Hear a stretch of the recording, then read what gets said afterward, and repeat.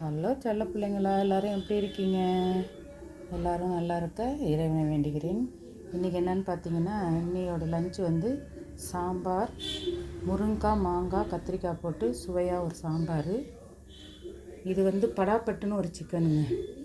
வெறும் ஆனியன், இஞ்சி பூண்டு பேஸ்ட்டு, நம்ம வீட்டில் அரைச்ச மிளகாத்தூள், கடைசியாக ஒரு டச்சப் என்ன தெரியுமா இதோட ஹைலைட்டு?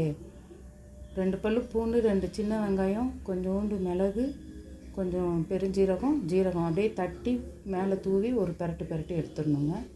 அப்புறம் பார்த்திங்கன்னா மாங்காய், பச்சை மிளகா உப்பில் ஊறினது, அப்புறம் பீட்ரூட் பொரியல், அப்புறம் தயிர், சுட சுட ஒரு கப் சாதத்தை காணுன்னு கேட்காதீங்க, ரொம்ப சூடாக இருக்குது, அதனால தான் அதை வச்சுருக்கேன் வெளியில்.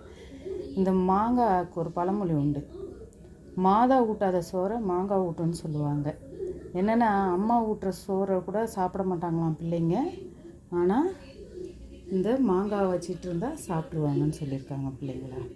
அப்புறம் ஒரு விஷயம் என்னென்னா, இது வேகமாக போகிற உலகத்தில் வந்து எல்லாருமே என்ன பண்ணுறோம், ஆண் பெண் இருவருமே சமம். நீயும் சம்பாதிக்கிற, நானும் சம்பாதிக்கிறேன், நீயும் வேலைக்கு போகிற, நானும் வேலைக்கு போகிறேன், நீயும் வீட்டை பார்த்துக்கோ, நானும் வீட்டை பார்த்துக்குறேன், நீயும் குழந்தைய பார்த்துக்கோ, நானும் குழந்தைய பார்த்துக்கிறேன் அப்படின்றவங்க தான் நிறைய பேர் இங்கே வாழ்ந்துட்டுருக்குறாங்க.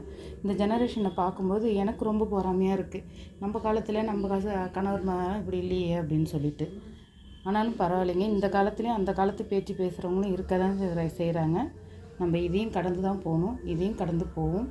மாற்றம் ஒன்றே மாற்ற முடியாதது இல்லையா? கண்டிப்பாக எல்லா மாற்றத்தையும் மாற்றலான்ற நம்பிக்கையோடு ஒரு நாளையும் துவங்குங்க. வெற்றி கண்டிப்பாக உங்கள் எல்லாருக்கும் கிடைக்கட்டும். வாழ்க வளருங்க.